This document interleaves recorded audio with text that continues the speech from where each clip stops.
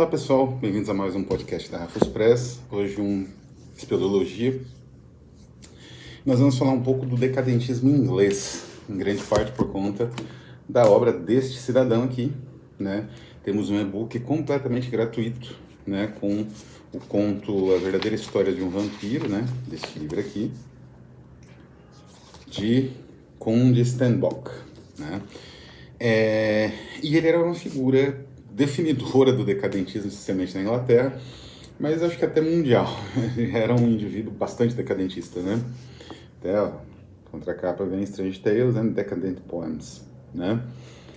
Stanislaw Erik Stenbock. Ele era a essência, basicamente, do decadentismo. Um príncipe russo, né? Um aristocrata russo, exilado na Inglaterra, ou seja, um cidadão do mundo, né? Célebre pelo vício que ele tinha em ópio e outras substâncias, morreu muito jovem e deixou uma obra extremamente bem urdida, perversa, né? Tem uma certa perversidade esses contos aqui. E no nosso e-book também vai vir um outro conto que eu já traduzi, que é O Verme da Sorte. Outro conto genial desse autor, brilhante, pouco conhecido no Brasil, que eu saiba, só a Wish traduziu algumas coisas dele, mas não o mais perverso. Tem coisas bem mais perversas aqui que eu vou tentar trazer para os leitores da Rafus Press. Mas antes, talvez eu faça um só sobre esse livro, que é um livro maravilhoso, da Strange Attractor Press, né? Com organização do músico, né? Ele é da banda Current 93, David Tibbett. Ele faz toda a curadoria e faz uma lindíssima introdução. Disponível, um resumo dessa introdução está disponível no Public Domain Review, aquele site, um dos sites mais importantes da internet hoje, né, com material em domínio público bem organizado, com ensaios, uma curadoria geral brilhante, né? E, bom, mas antes então, só anunciando as questões aí centrais, estamos em esse conto que eu mencionei aqui, tradução de material deste livro, não de todo, né, mas de alguns materiais deste livro aqui, de um poema em prosa, são 2 contos, né, que vão no e-book, vão estar disponíveis se a gente conseguir bater a meta ou chegar perto dos 100% da nossa campanha Mitologia Noturna. Não precisa bater a meta, não precisa dobrar a meta, né? A gente precisa só chegar perto de 100%, né? A única coisa que vai acontecer é que pode demorar um pouco, né, eu fazer esse material aqui, porque tem tantos outros livros da Rafus que eu estou finalizando que me dedicar à tradução, e eu gostaria de fazer a tradução desse material, sem dúvida nenhuma. Eu traduzi o Verme da Sorte já, né? Foi distribuído para os leitores da Rafus Press, do Resfic, assinantes. Então, se você quiser se tornar assinante, pode até conhecer um pouco essa obra. É só se tornar assinante do canal pelo Catarse, tem de 15, 20 reais até 44, né? E também fica assinando, tem acesso aos sorteios, né? Já vamos ter um sorteio de Eichmann e Labatut, né? Agora em março. E aí, mais ou menos de mês em mês, um mês e meio, 2 meses e meio, em 2 meses e meio, tem algum sorteio novo. Então, né? É isso, recados dados, vamos então mergulhar no decadentismo. Algum tempo atrás eu traduzi este livro aqui, O Movimento Internacional LGBT, para a editora Contexto. É um livro muito interessante, né? E ele tem uma perspectiva histórica bastante Foucaultiana, né? Afinal, trata-se aqui da análise de uma minoria tentando se organizar em um movimento internacional que é muito difícil, né? Mesmo grupos políticos bem, digamos assim, orquestrados têm uma dificuldade em organizações internacionalistas. O internacionalismo, ele exige meio que um entendimento e uma superação das diferenças locais. Isso é muito difícil. A depender da ideologia, é impossível. Não existe internacionalismo nazista. Existe fascismo até internacionalista, mas ele tropeça frequentemente nos problemas do nacionalismo de cada um dos grupos, né? E aqui, então, é essa jornada, né, desde mais ou menos o século XIX, que foi quando começou-se a pensar, seja na homossexualidade, seja na questão da organização internacional dessas pessoas que tinham essa orientação sexual, que às vezes se desdobrava em comportamentos, em formas de compreensão do mundo, etc., né? Que hoje é o que nós entendemos hoje por trans e tudo mais. Por que eu faço essa pequena introdução desse livro, que é genial, acho que é LGBT na Luta, a tradução em português. Procurem, vale a pena, é um livro excelente. Mas por que eu falo dele assim na introdução? Porque tem um fato que ele trabalha bastante,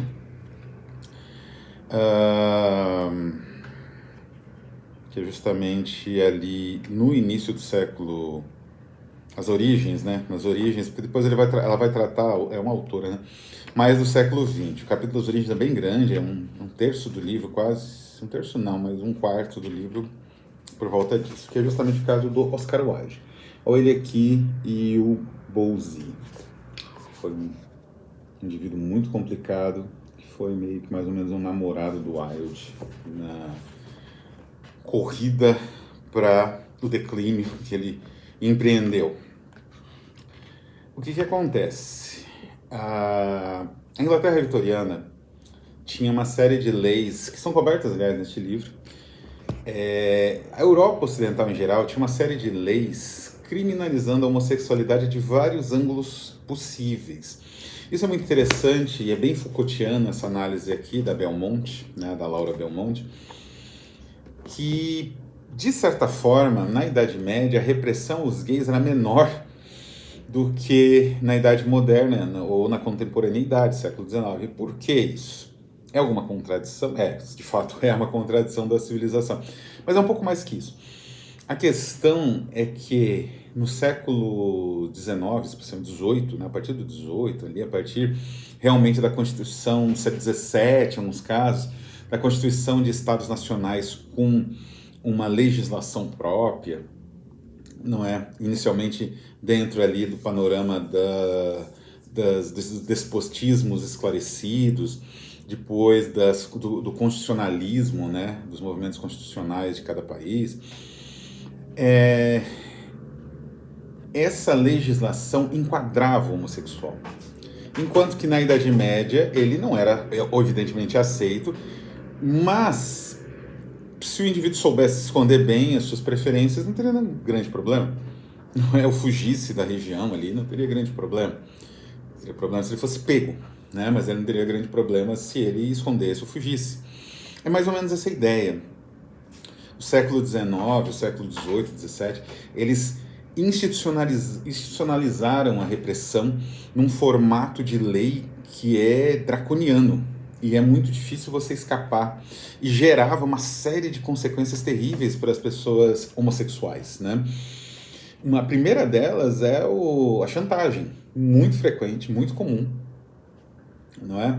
E a segunda é toda essa paranoia moralista, né, que imobilizava a polícia e tal. Então, no século XIX, existiam dois modelos. O modelo francês pós-revolução, na verdade pós-Napoleão, que é um modelo de repressão sexual muito brando, influenciou o Brasil, por exemplo. O Brasil tinha é curioso isso, né? O Brasil de Dom Pedro tinha uma compreensão da questão homossexual mais derivada da França, que era relativamente, não era absolutamente, né? Não é assim que funciona, mas era relativamente mais avançada que a da Inglaterra, por exemplo. A Inglaterra tinha, junto com a Alemanha, né? Esse é meu gato martelando. A Inglaterra e a Alemanha, a caixa dele. A Inglaterra e a Alemanha tinham as, digamos, legislações mais draconianas conhecidas, né? Inclusive a Alemanha foi a base, que é o parágrafo 245, né? Ele foi a base daquilo que o nazismo institucionalizou com emblema para homossexual, que é o Triângulo Rosa, deportação para campo de concentração, etc., né? Mas a Inglaterra não ficava nada atrás, era bem repressivo dentro dessa cultura vitoriana. Mas era uma repressão, digamos assim, eu não vou entrar nos detalhes, que é muito complexo, envolve uma série de leis, né? Eu reporto muito o nosso tradutor aqui da Rafus Press, o Fábio Wack, ele trabalha exatamente com isso, com Oscar Wilde e essas questões jurídicas até mesmo, né? Em torno dos processos envolvendo Wilde, né? tem uma amplitude, uma complexidade muito grande. O que eu me interessa aqui é o seguinte, esses processos, né, especialmente do Wilde, que foi o grande exemplo, digamos assim, eles mataram o decadentismo inglês. Isso é muito interessante. Eles tornaram o decadentismo inglês mais ou menos inviável, de uma tal forma que os próprios, digamos assim, adeptos iniciais do decadentismo, da forma, das ideias decadentes, né, que incluiu o dandismo e todas as subdivisões, eles mais ou menos rejeitaram essa qualificação e trilharam outros caminhos. De certa forma, o caso Wilde ajudou a preparar uma espécie de modernidade na Inglaterra, de vanguarda, né, estética na Inglaterra, muito mais rápido até do que em outras nações europeias que tiveram grandes figuras decadentes já em pleno século XX, né? O Valéry, o André Gide eram, não digo decadentes, mas eram figuras que tinham uma grande influência do simbolismo, especialmente o Valéry, e isso já produzindo já em 1920, né? O D'Annunzio, é desnecessário dizer, né? Ele era o decadentista italiano e produzia suas ficções ali em 1920, 1915, né? Já em plena vigência do futurismo italiano, que inclusive era contra ele, né? Usava ele como modelo, como sátira, caricatura, né? E por aí vai, no Brasil mesmo, né? Os autores decadentes ali, não Cruz e Souza, esses assim, que morreram no início do século XX, Medeiros de Albuquerque, mas tinha uma segunda geração decadente sim, lá pelos quase anos 20, muitos. Alguns, assim, uma crítica mais decadente ainda era frequente ali, Nestor Vitor, né? Esse pessoal, o próprio Andrade Muricy, né, que escreveu o grande compêndio sobre o panorama do simbolismo brasileiro, ele morreu nos anos 60, se não me engano, então, né, tinha uma crítica, tinha, de certa forma, uma reflexão simbolista, né, e influenciava o modernismo, direto e indiretamente. Na Inglaterra, isso não aconteceu, pelo menos não dessa forma. Então, já chegamos lá, né, vamos pegar aqui. A Inglaterra ela teve uma série de movimentos culturais, na verdade, uma série de movimentos literários e artísticos de natureza contracultural.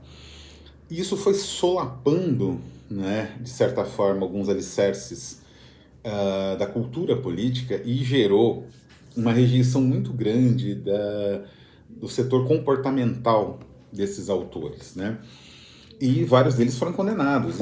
Isso, digamos assim, impulsionou a perseguição de intelectuais e artistas homossexuais na Inglaterra. Uma perseguição que durou até o Turing, né, o matemático criador dos computadores, né, da lógica de computadores, sofreu castração química por ser homossexual, por ter sido pego.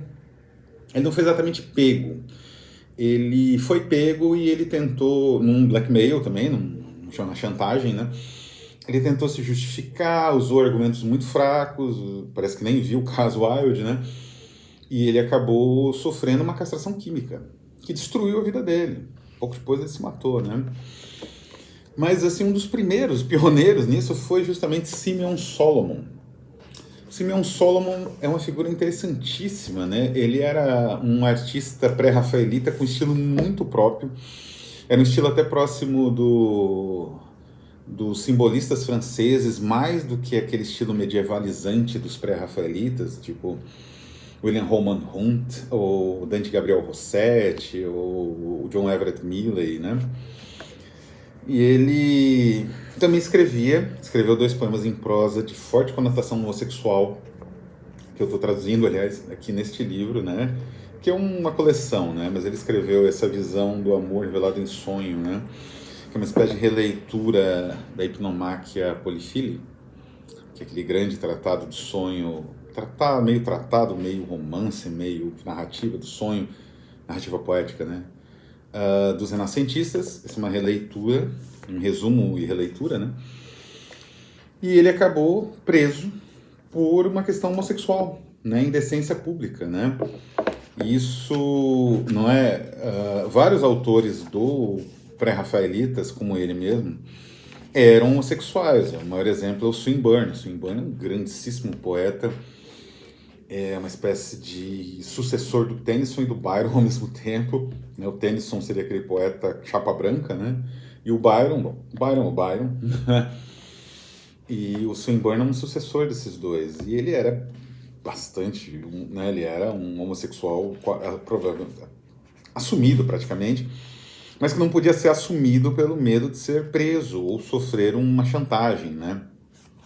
Inclusive chantagem essa, às vezes, dos aparatos policiais, que chantageavam os autores, né, para eles darem dinheiro, senão denunciava e tudo preso e tal. E então ele foi preso, acho que não tem aqui a data, mas acho que foi em 1873, bem antes do Wilde, quase 20 anos antes. 1800, mais de 20 anos, né? Mais de 20 anos antes, 1873, pelos mesmos tipos de acusações. Só que assim, era uma outra época, ele conseguiu se safar um pouco melhor que o Wilde, que foi uma espécie de julgamento exemplar. Existe muita comparação do julgamento do Wilde com o julgamento Dreyfus, com o caso, na verdade, caso Dreyfus na França, não é?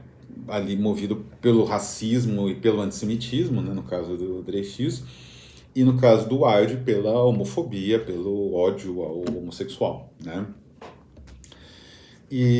Mas veja, já existia uma perseguição contra movimentos culturais muito radicais ou muito contraculturais, digamos assim, que questionassem a existência, sei lá, da monarquia, como é o caso dos pré-rafaelitas, a forma como se dava a organização social, não é? E isso daí era intolerável e frequentemente reprimido através dessa ideia de repressão de costumes, né? Isso é um ponto muito interessante no caso Wilde, né? E então, quando você chega no Wilde, já tem anos e anos, né, porque os pré-rafaelitas começaram em 1850 e foram até o século XX. Tem, acho que o White House, né, tem alguns pintores bastante inspirados pelos pré-rafaelitas que são já do início do século XX, da Primeira Guerra, com as mesmas temáticas, a mesma técnica, né? A mim muito inspirada por Dante Gabriel Rossetti e tudo mais. E então já existia essa repressão. Então, quando começou a surgir o decadentismo na última década do século XIX, apareceu o caso Wilde. E aí esse caso fez com que a literatura extravagante, uma literatura mais extravagante, e uma postura mais extravagante também dos literatos fosse considerada suspeita, fosse considerada absurda, imoral, inadequada. Então isso sepultou alguns autores. É interessante aqui nessa coletânea The Pale Ape, de M.P. Shiel, né? O Shiel, ele, como o do Machen, por exemplo, eles não eram autores necessariamente decadentistas. Mas, assim, o decadentismo, quando surgiu, na Inglaterra, ele era uma espécie de ponto de conversão de várias, como eu disse, de várias tendências de reflexão estética, artística, até política, que na Inglaterra tinha um caldo contracultural. Isso incluía o ocultismo, por exemplo, que envolvia o Yeats, que tinha um pezinho no simbolismo, né, da forma poética. Envolvia o Crowley, por exemplo, né? É outro que a gente vai trazer a tradução, né, na campanha Mitologia Noturna. E o que acontece? Esse pessoal, eles... outros movimentos estéticos, por exemplo, é o esteticismo, que é um movimento muito curioso do Walter Pater, né, de outros grandes pesquisadores da estética, né, na Inglaterra, que tinha umas reflexões que era uma espécie de retomada do idealismo alemão, que é um dos princípios filosóficos mais radicais que já surgiu na humanidade, o idealismo do romantismo alemão, com algumas mudanças de abordagem, e que foi muito influente. O Mário Praz, por exemplo, tem uma influência tremenda do Walter Pater, né, desses... O Shiel, como eu estava falando, nesse livro Pale Ape and Other Pulses, né, um livro ali do início do século XX, na introdução de Brian Stableford, um grande pesquisador do decadentismo, chamado Endurance of Decadence.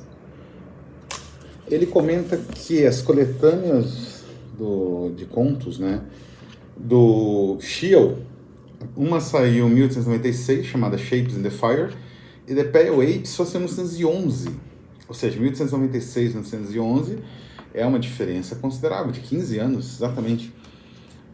Por que isso? Exatamente porque qualquer coisa muito exótica, muito, assim, que revelasse uma certa pendência ao grotesco, ao extremo, ao fantasioso também.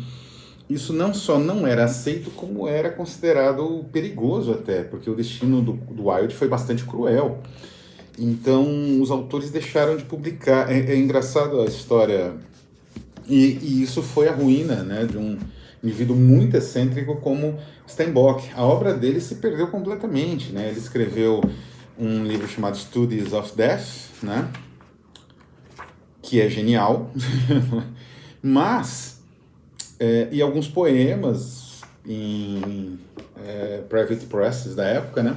Foi publicado, mas tudo se perdeu, assim. Precisa de um trabalho de arqueologia deste livro aqui, do David Tibet, realizado, sem brincadeira, em 2018, né? Quer dizer, um pouco antes, né? Vamos considerar aí que a pesquisa deve ter durado uns 2, 3 anos, né? 2015, 2014, mesmo assim, no século XXI, ou seja, esse autor passou todo o século praticamente como um desconhecido, como um maldito, né? Como alguém, o Steinbock, né? Não é? Então, o destino também ficou cruel com ele, não na prisão, né? No caso do Wilde, mas o destino, porque a obra dele se perdeu. Então, temendo isso, muitos, né? O Machen, o Schiele, até mesmo o Wells, outros autores, o Conrad, outros autores que eram só indiretamente relacionados ao decadentismo, mas publicavam nas revistas, nas editoras decadentistas, desapareceram um tempo e deixaram de publicar coisas muito exóticas, assim, né? Muito extremas.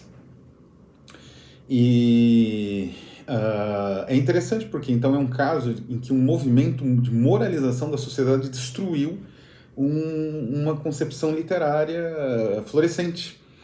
Existia, por exemplo, o Yellow Book, né? O Yellow Book, a cor amarela, ela é muito significativa do decadentismo, ela é muito usada, né?